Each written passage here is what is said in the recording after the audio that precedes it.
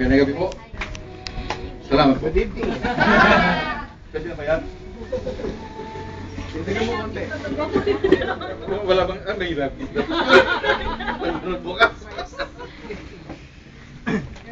Magandang gabi po. Isang privilege na makapagsalita sa inyo kahit na medyo kinakabahan pa tayo ngayon. Tayo po sandaling tumayo para sa pagbasa ng text ko. Dalawang talata po yung pinagkuhanan ko nito. Una sa Awit, chapter 90, verse 12. Yamang itong buhay namin maikli lang na panahon, itanim sa isip namin upang kami ay dumunong.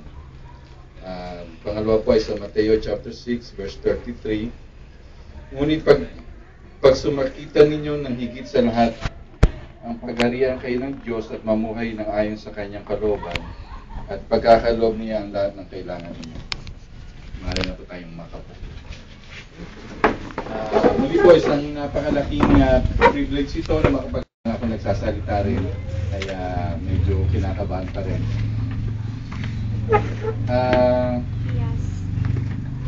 Ang topic po natin sa gabing ito ay yung how to make your life the best for someone you love.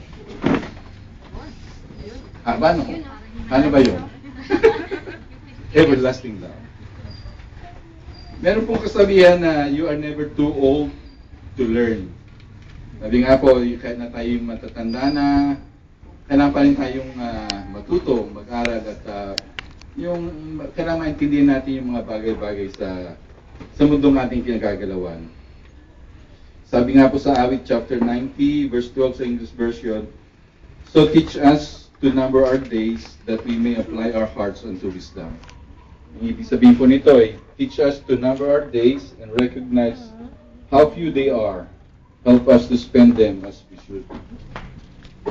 May nabasa din po ako na mga maiking mga message sabi, ang buhay daw natin ay parang pera lang. You can spend it any way you want to, but you can only spend it once. Para din nakaraan na, that's it, wala na.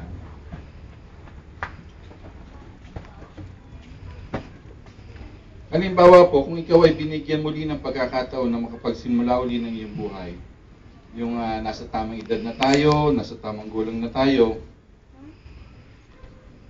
alam na natin yung mga mabuti sa masama, alam na natin yung tama at mali. Siguro po, minsan tatanong natin sa ating Panginoon na ano po ba ang dapat ko pang gawin para maging best yung aming pagsasama ng aking mahal sa buhay. Katulad nga po ng sabi ng ating Panginoon sa Matthew chapter 6 verse 33, But seek ye first the kingdom of God and His righteousness, and all these things shall be added unto you.